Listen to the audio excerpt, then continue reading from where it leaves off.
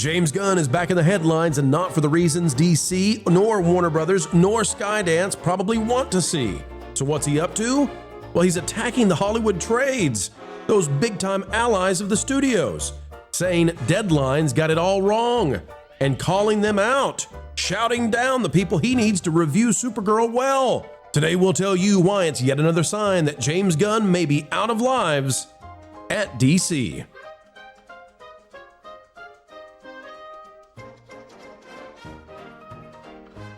What a privilege, what an honor. Welcome back to the channel that continues to give you all you want to know about Hollyweird.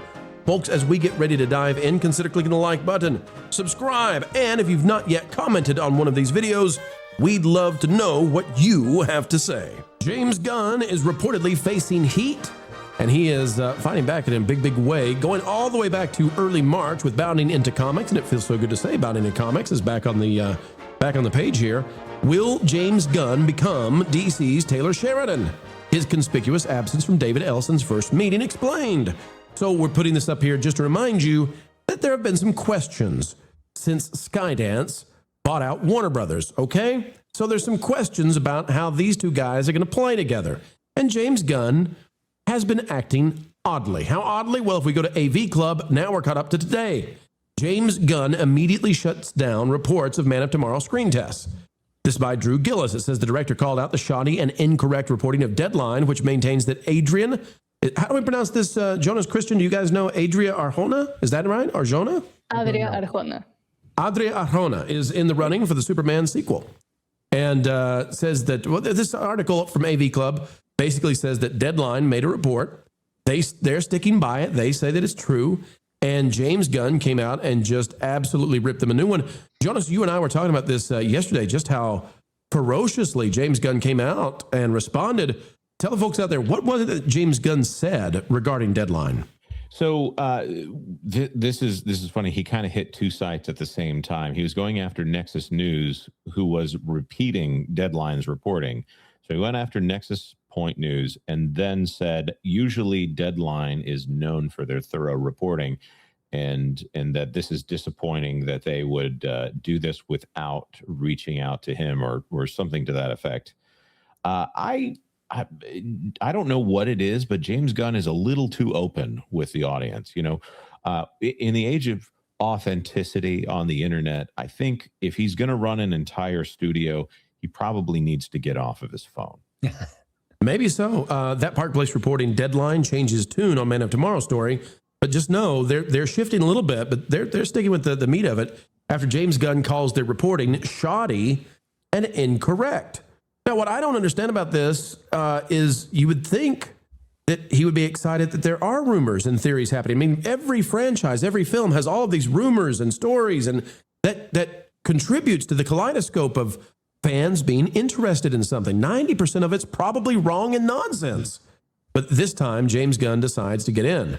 Now, it gets even more dramatic because our best friend, our bestie, Grace Randolph, who we went years not talking about, now she's back again, and she's weighing in on Deadline, and boy, did it get dramatic, because now Grace Randolph is alleging that James Gunn is using insiders at publications such as The Wrap to do his dirty work and you know, put out the narratives that he wants. Here's Grace. The volume may be a little bit wonky here, but listen in. He has a very strong contact over at The Wrap, actually. So The Wrap kind of does a lot of his dirty work and correction work. So this is where we are now. When people are starting to weigh in on defending Deadline and claiming that James Gunn is in the middle of the press, and you know, he's actually got people that are carrying the water for what he wants people to believe about his movies. And all of this, I just think to myself, and Christian, I'll go to you first as the expert on all things box office. You got to get Supergirl right. Like, that's all that matters. If Supergirl doesn't make a lot of money at the box office, James Gunn is in a world of hurt at DC, and maybe he doesn't want to be there anyway, but get that right and get out of this nonsense. Yeah, I agree. I mean, there's a defensive posture with Supergirl, which is upsetting and arguably a bad sign or bad omen for what's coming up this summertime. And part of this is just in James Gunn, to me, I'm not a fan. I've liked some of his earlier work, but he just seems like an overgrown teenager. And I think it's one of the reasons why he's conducting himself in this fashion. And going to war with Deadline over this, it seems like a weird hill to die in as well. So like you said, I think some of the conversations around these superhero films is actually kind of a good thing. It's feeding, Twitter threads, and it's kind of getting people interested and engaged in it. So I don't know why he's been so apoplectic about it, but that's kind of who he is. And I found it endearing for about 5 minutes. I'm kind of over it, and partly because I just found last year's Superman movie so disappointing and so beneath the greatness of the character. So, given the fact that Supergirl is already sort of in woke mode as far as their marketing campaigns, none of this seems like a good thing. Listen, Superman did get some momentum, did get some box office. I think you want to build on that with Supergirl and whatever they got next. I just feel like it's dissipating as we speak. And attacking the media, it's like, listen, they're going to review Supergirl. What are you doing, man? Yeah. Like, do you really want to make enemies right now? I just don't know what the point is. How many times have we heard rumors about Star Wars?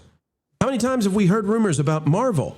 And Kevin Feige does not jump in and say, oh, you've been told that, who even knows, name a character. Rocket's going to be in Avengers Doomsday. Lies, I tell you, they're peddling lies in the trades. Like, it's a trade. What are you doing, man? Right. What are you doing? You want the attention. So there's something internally that we were talking about about this interview, or at least I've been talking about it. And I don't know if I'm getting on the writer's nerves with this. There is a 20 to 30 minute interview from IGN with the writers of One Piece, the live action. And it is without them sitting down in a shiny studio with, somebody from Collider there just blowing smoke as they all talk about the great time they had on set in that disingenuous way.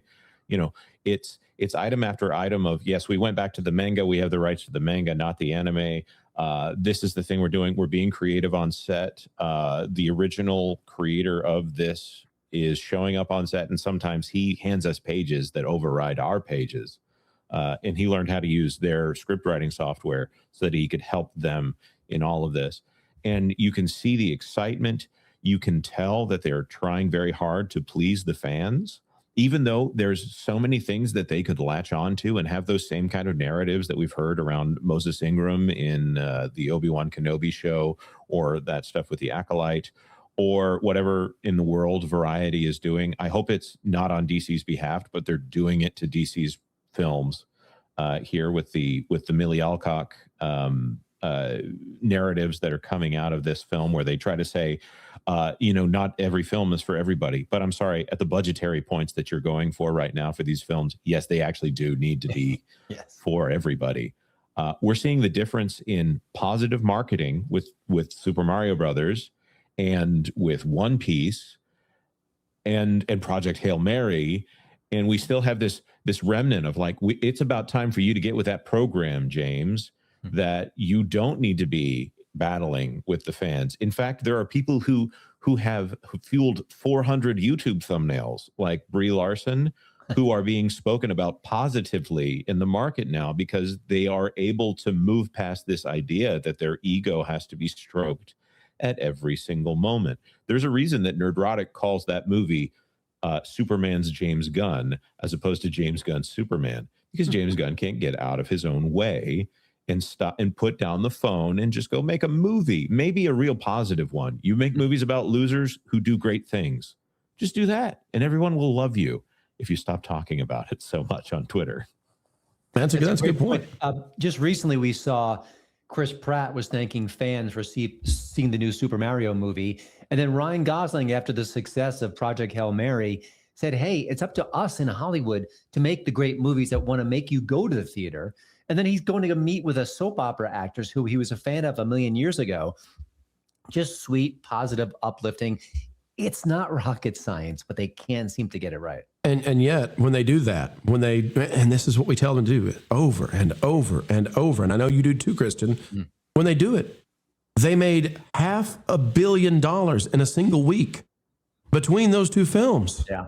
$500 million, like just do that over and over again. And yet they can't get out of their own way. James Gunn the same way.